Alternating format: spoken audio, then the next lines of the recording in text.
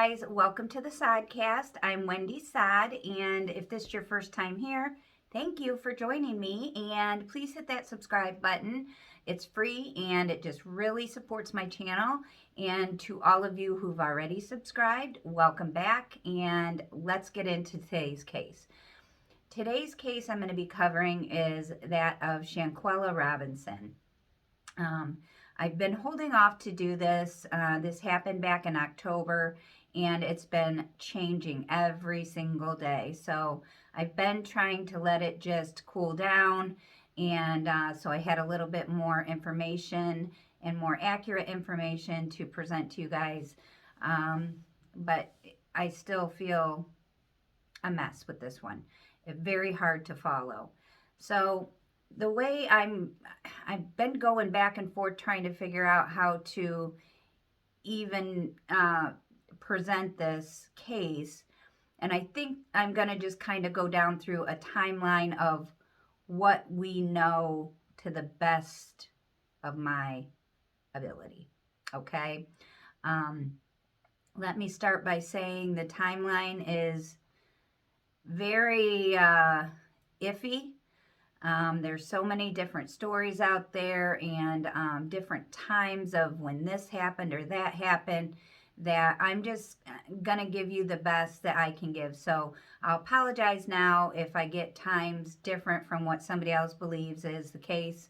I mean no disrespect. I did my best on this one, and let's get right into it. So who was Shanquella? Shanquella was a absolutely drop-dead gorgeous entrepreneur, 25 years old. She was from North Carolina. She owned her own hair braiding business. She attended Winston-Salem University, and this is where she met a man by the name of Khalil Cook, and they became very, very close. They met in 2014, and everybody would refer to him as her best friend.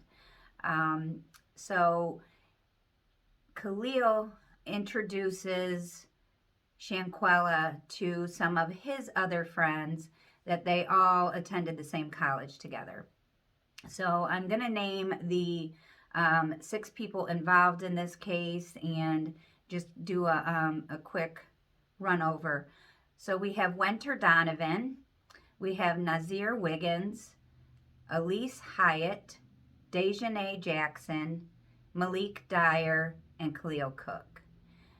So to begin with the timeline of this, on October 28th, the group of them decided to make plans to go to Cabo, Mexico, and to rent this luxury villa. They were going to stay from the 28th and then return home on the 31st. And this was supposedly to celebrate Nazir Wiggins' birthday. And he was not going to arrive until one day later on October 29th. So Shanquella and her friends arrive in Cabo on, like I said, October 28th. And when she gets there, it's the Friday night. She gives her mom a call and says, you know, hey, Mom, I made it. This place is beautiful. I would imagine she's explaining the villa to her. And this is a 5-bedroom villa, has a pool. I mean, it's pretty much a mansion. It's just gorgeous and very expensive. They said it was $1,400 a night. I looked it up and it was well over $2,000 a night currently. Just absolutely gorgeous. So they make these plans. They show up. She makes the phone call to her mother on that Friday when they arrive. That would be the last time that Shanquella would speak to her mother. Then we don't really have a big timeline of what went on Friday, but it would appear that they got dressed, they went out, did some drinking, because there was a video that was released shot by Khalil, her best friend, of Shanquella passed out in a hammock outside their villa. And he walks over. I'm going to play the video for you, but he walks over. He makes the comment, "We have our first dead body." Now, I guess initially he was joking, apparently, and, you know, but knowing what we know now, that comment is just haunting. Absolutely disturbing comment. First dead body. Buddy, she too full. So that is what we know of Friday night, the night they arrived. Jumping up to Saturday morning, October 29th. Now, let me remind you, Nazir, the birthday boy, is still not there yet. He's due to fly in later that day. So the friends are all there in the villa, and Shanquella shoots a video, and I'm also going to play that for you. She is walking through the villa, and she's recording, and she's hollering out to the group, "Where you guys at?" Let me remind you, it's a multi-level, 5-bedroom, huge place, okay? So she is seen walking through the villa. She's calling out to them, "Hoes, why aren't you naked yet?" Insinuating they're getting dressed to go swimming is what it sounded like. She comes upon one of the bedrooms, and as she does, you can see Khalil, her best friend, standing in the doorway. And as she's walking up behind him calling out, he kind of, stammers forward, and it just is a very odd video. It appears, knowing what we know now, that he's kind of as a lookout for the rest of the group. And he kind of steps in like, you don't hear him say it or anything, but you get the impression that he's like, she's coming, zip it. So she walks in the room. They're talking about the outfits that they're going to wear, and the vibe in the room, many have pointed this out, the vibe of the group and the vibe of Shanquella are not matching at all. You can feel the tension in the room. They're offish to her. They're not expressing the same excitement to, "Hey, let's get our day started. Let's go. We got so much to do. We're on vacay in Cabo." You just are not getting that vibe from this video. Thank you, hoes. Where y'all at?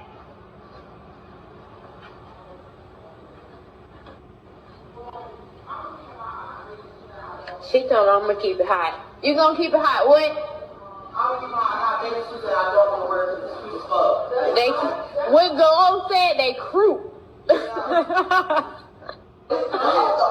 one that's like mediocre is in my chains. I can't wear them.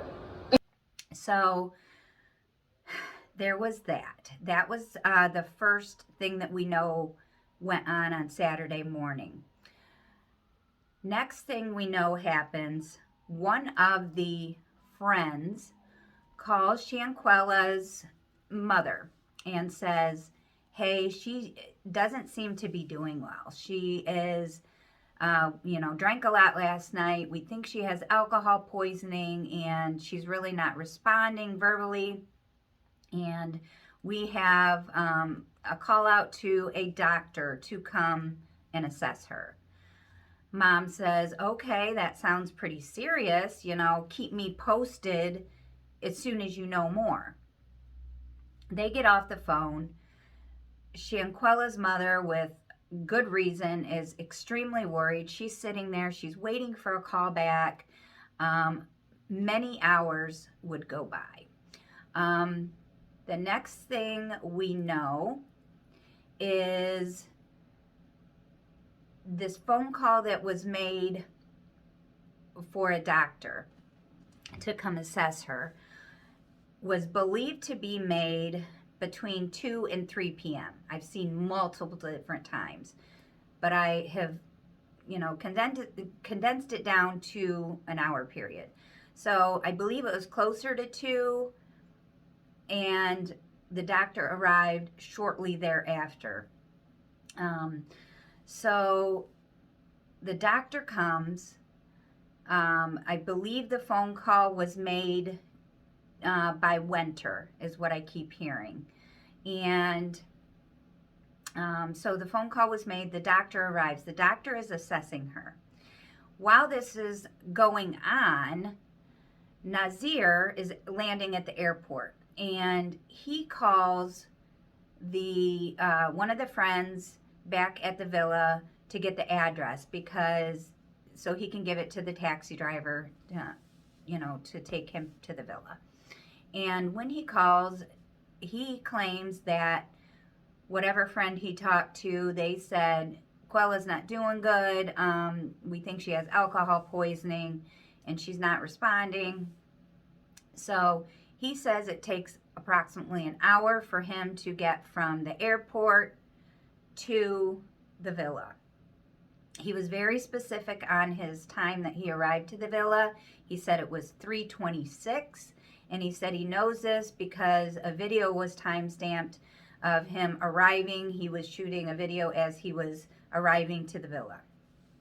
So he says he arrives, goes up to the villa, and he immediately goes to Shanquella, who is in the game room at the time.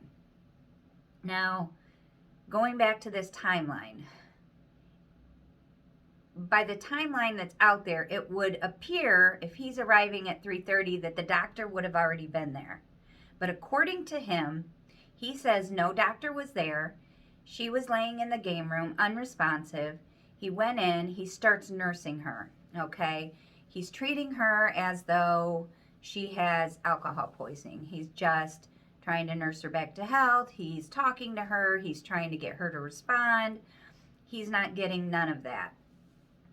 He said then the rest of the group starts talking about cooking some food.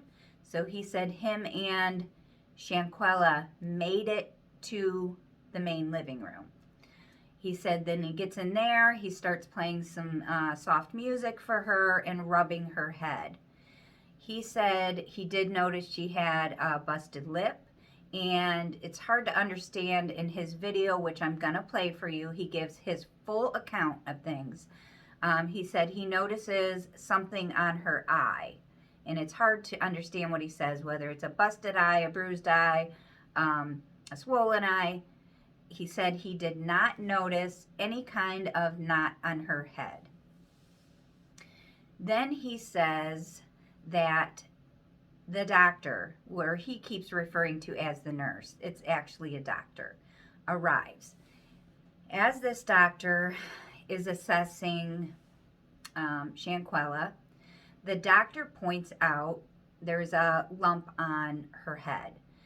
She also points out the busted lip and the area on her eye. Now, the doctor was given the information from the friends that she drank too much, she's drunk, and we believe she has alcohol poisoning. So this is kind of what the doctor has already in her mind, and she's treating, okay? So she says she tries to start an IV on Shanquella to run some fluids on her, I would imagine, to rehydrate her, because she was guessing that she was very dehydrated. She stated that she was nonverbal at that time, but she did say that her vital signs were stable. Okay, so we are assuming all this is happening probably closer to 3 o'clock. According to the police report that is out there, I believe it said on there that this timeline is just driving me crazy. I believe it said that they arrived at like 2:13, or they received the call at 2:13 and then shortly arrived after. At some point, Shanquella coded, and they performed 14 rounds of CPR, which, if you have ever done CPR, that is grueling. That is a very exhausting process and to keep trying and trying and trying. They were trying everything to save this girl. They used the AED on her, gave her several shocks, trying to restart her heart. They shot her, I believe, 6 times with adrenaline, trying to bring her back. Nothing was helping. Okay, so according to the police report and what we later learn on the death certificate, the time of death on the death certificate is listed at 3 p.m. Here we go with this fucked up timeline. So, time of death, 3 p.m. Another section on that death certificate, they list how, the question is, how long after the injury was sustained to the time of death. And it says 15 minutes. Okay. Then, in the police report, it states in there that they worked on her for 3 hours. I don't understand. I'm so baffled. Where's this 3-hour period coming? Guys, I don't know. I'm so confused. So, anyway, she is pronounced dead, and the mother receives a second phone call. This is the next bit of information we have.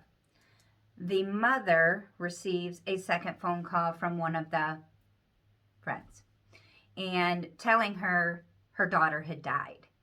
She is blown away. You know, she thought alcohol poisoning. She thought a doctor was on the way. She thought she was getting treated. She thought she was going to be okay. And now she's getting a call. Her precious daughter is dead. Unbelievable. I cannot even imagine. So, okay. She passes away. The friends, what do? They don't stick around with Shanquella. No. They bolt. They get on the next flight out of Mexico back to North Carolina. Why do they do this? I'll tell you why. Because a video surfaced, okay? We don't know exactly how this video was leaked. Did one of them post it? I believe so. Then it was shared with someone else. Then it was shared with someone else. It ends up in the hands of a blogger from North Carolina who then releases it to where it goes viral, okay? Shanquella's mother receives another phone call. And in her interview, she doesn't answer the question when asked who called you and told you this information. I think because of the delay in the response time that she just missed the question. But so we don't know who calls her, but somebody calls her and says, hey, your daughter did not die of alcohol poisoning. There is this video that's going viral. There was a fight. And you need to look into this. And I don't feel good about playing this video because it's horrible that it's out there for the family to see. But I feel like it is so important to this case to show exactly what happened to Shanquella on that day. And it shows who should be held accountable, which is every one of these people. So in this video that is released, so disturbing, I'm just going to give you a quick narrative of it, and then I'm going to play it for you. It shows Dejanay Jackson in the video pummeling Shanquella while Shanquella does not defend herself. She does not fight back. She doesn't say anything except one word in this entire video. She is stark naked. It is the most disturbing thing I think I've seen in a very long time.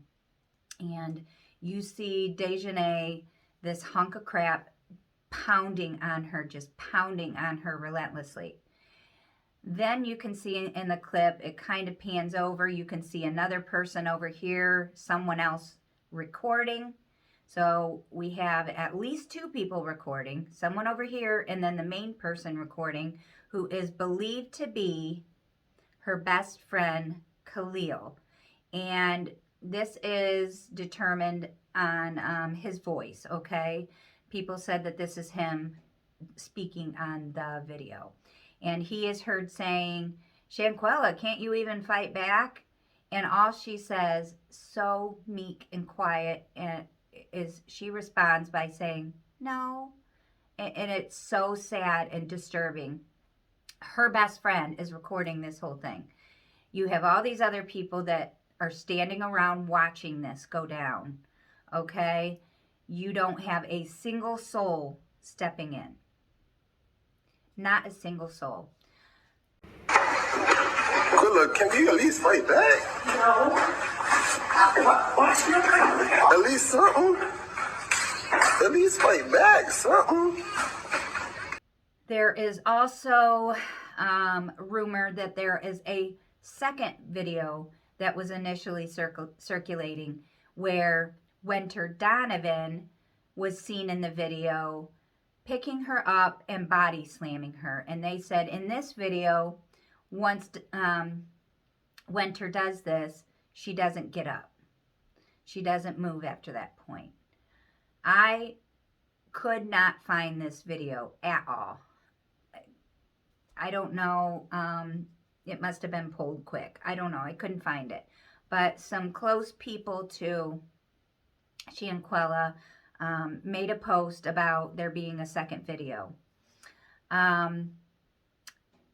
Then we have, let me see, in my timeline, we have Nazir, okay?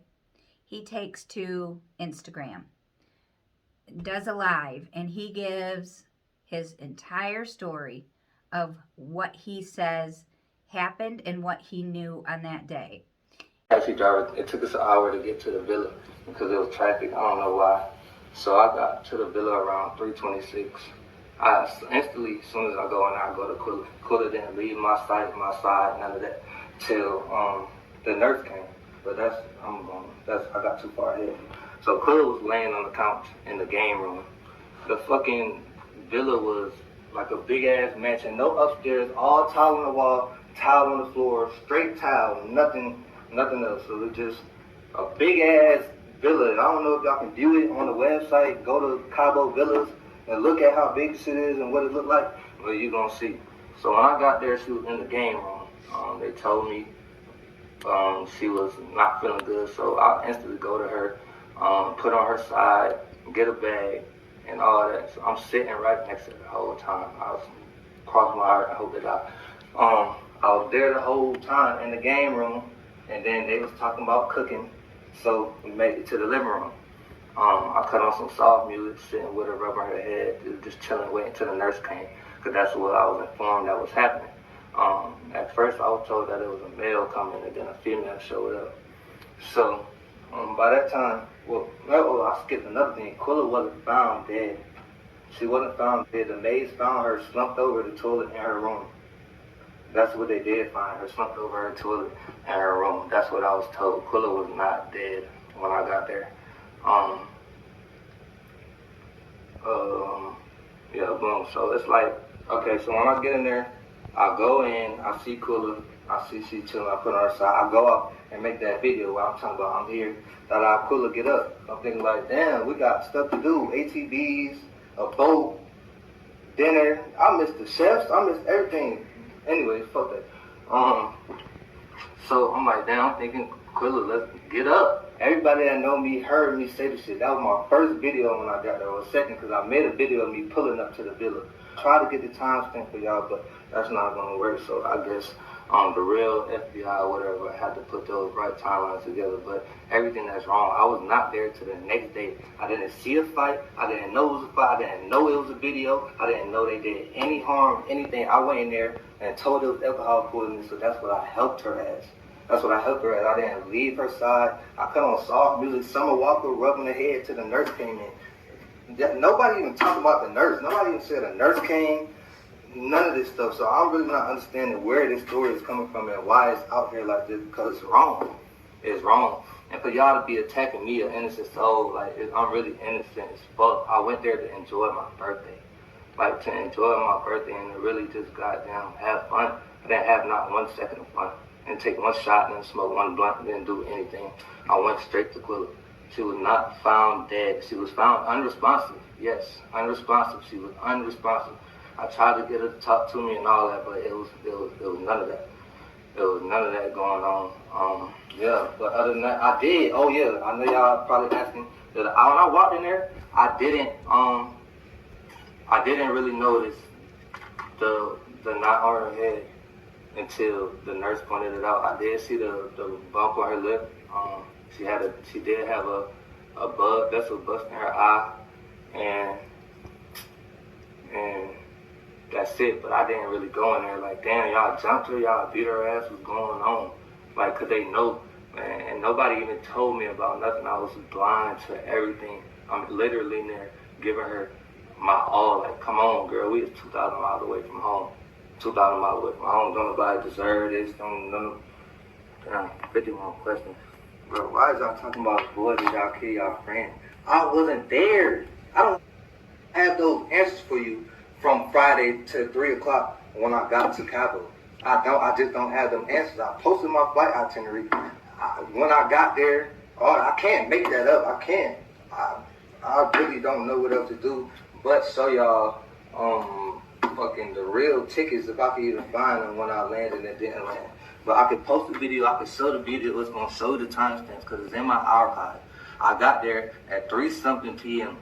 I made my first video at 4:26. That's me outside by the pool, saying, Quilla, get up, let's go, we got stuff to do. Let's go have fun. There was no fun in that. There was no fun in that. There was nothing good coming from that. I went in there with my bag, put it down, went to the game room, went to the living room, stayed there. Worst time of my life. And now y'all on here trying to say I killed her. Me, the nigga that got there a day late. A day late. The nigga y'all didn't see in the video. I have 1,030,000 tattoos. Do I sound like I was in that video? Go listen to it again. Do you hear my voice? He is saying that people aren't being truthful. He says he had nothing to do with this and that, people need to come forward and tell the truth. Then we have a second audio clip where Winter Donovan, very early after arriving home, she makes a post, I'm so sorry about my friend, blah, blah, blah. Dejanay makes a post, I'm so sorry about my friend. Now let me back up, because Shanquella's parents said that for the first 4 days after returning home, that all of these friends kept coming by the house, and they're pushing this story of alcohol poisoning, right? They're pushing it, keep bringing it up. They're giving their condolences. They're so disgusting, absolutely disgusting. On day 4, the death certificate comes out, and that is when it's released. It was not alcohol poisoning. Her death was deemed, and this is confusing on the death certificate. It's not clear. When the question is asked, is this accidental or is this violent? The person filling out this form put yes. We don't know what the fuck that means. Was it both? Was it nobody knows.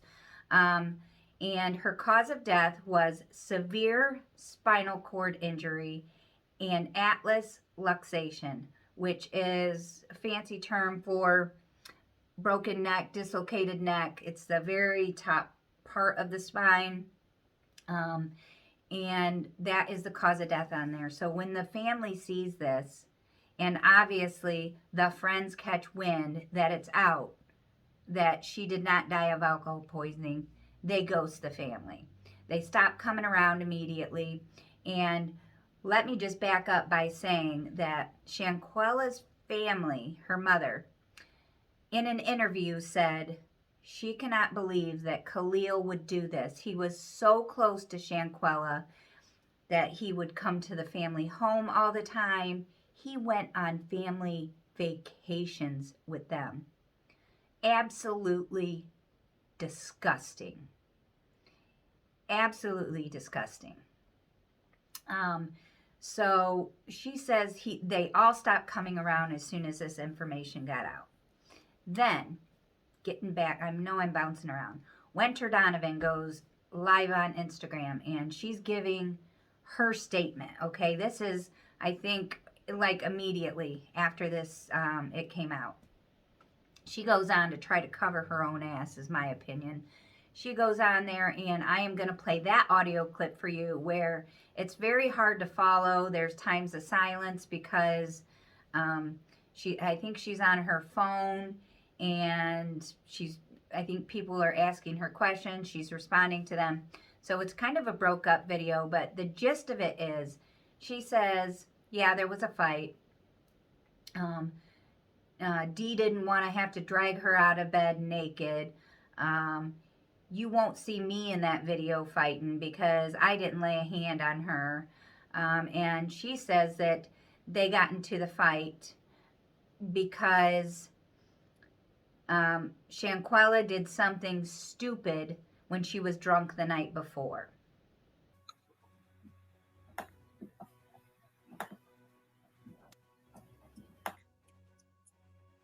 I can't rush her.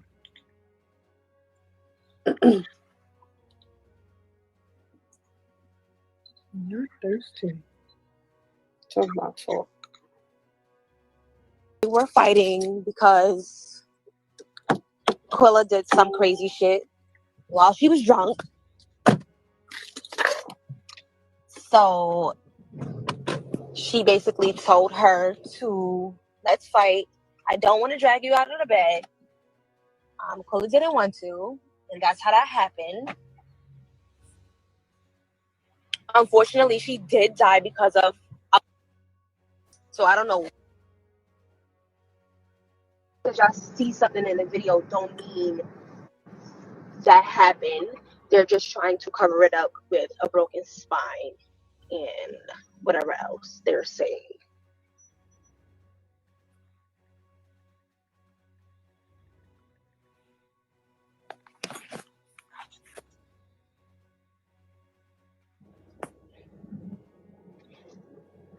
You all like y'all. I was not fighting in the video. So the person that was fighting in the video is not up here and she can only speak for herself. So until she gets up here, she can speak on her behalf.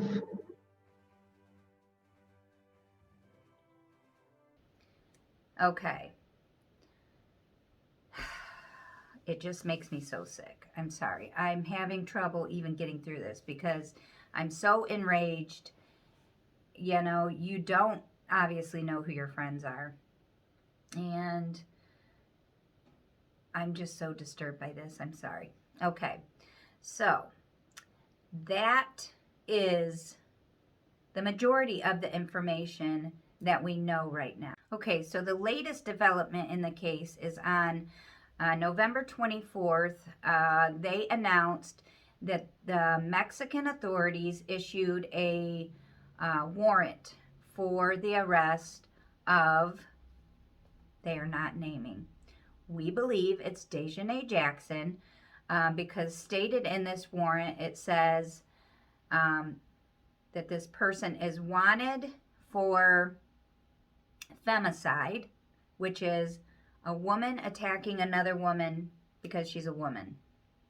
That's kind of their thing in Mexico. According to the statement that the authorities gave, that they'll start with that if it's a kind of a scenario like that, and then they will upgrade the charges as needed. They also stated in there, rather than naming this person, they called her the direct aggressor.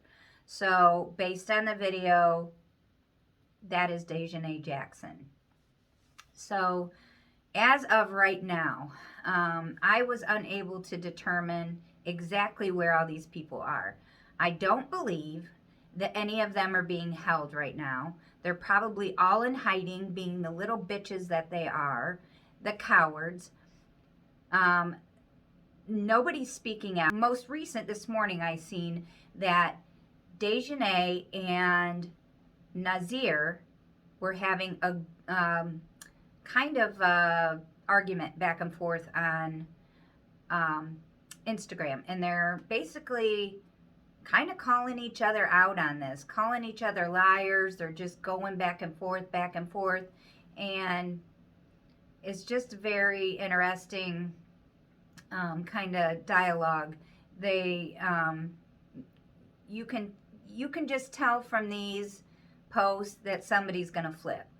They're going to try to cover their own asses in this, and that is what these guys are doing online. Okay, they're trying to cover their asses.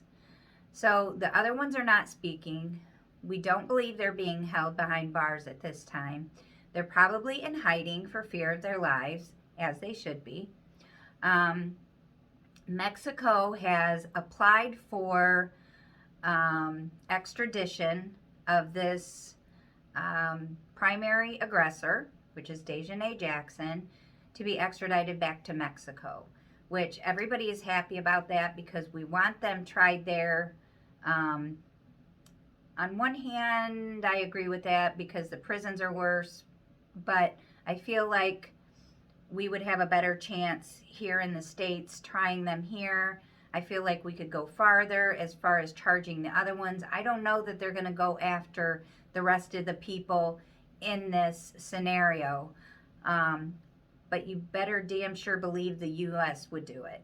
They would. They'd go after them because they're all liable in this whole thing. And when you look at the whole thing as a whole, you put all the little pieces together and all the little videos together, it sure appears that on Saturday, this thing was planned. They were starting to make a plan for this attack. Some people believe that this was planned from the get-go. I seen one podcaster saying that, if there was this big trip planned, and I really agree with this, if there was this big trip planned, I know I just went to Punta Cana. What did I do? I'm posting on Facebook, hey, we're going, hey, this one we're leaving, hey, we're at the airport, I'm doing video when I get there, I'm posting videos, I'm taking pictures, I'm constantly on social media posting about what was going on. This podcaster says that according to their Facebooks and Instagrams, there was no talk of this vacation, really. There was no talk of this big birthday party. So some are saying it was planned from the get-go that they were trying to get her away from her people so that they could carry out this crime. And if that's the case, that is a game changer, you guys. That is premeditated. That involves all of them. That, I don't know. It's very, very, just a very disturbing case.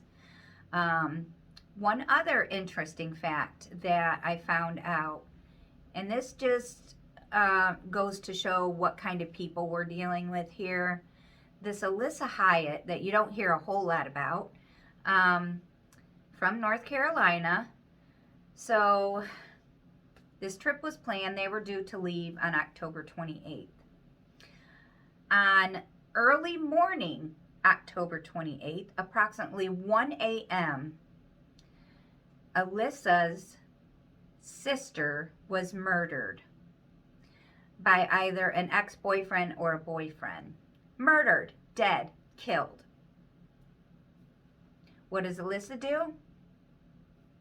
She doesn't stay with her family. She doesn't grieve with her family. She still gets on that fucking plane, you guys, and goes on vacation to Cabo. Hours after her sister was murdered. Absolutely disgusting. This is just showing again more evidence of what kind of trash people we are dealing with here. Just so heartbreaking. So that is what I could find on the case. Don't come for me. Don't go off on me because I got this time wrong. I did my very best. So thank you for watching. I will update you. I am watching this very, very close. The day that she is taken in handcuffs, I'll be on here telling you guys about it because I cannot wait, and I cannot wait to see if more charges are brought against the others. So thank you for joining me, you guys, and I will see you guys on my next video, and I love you guys. Bye.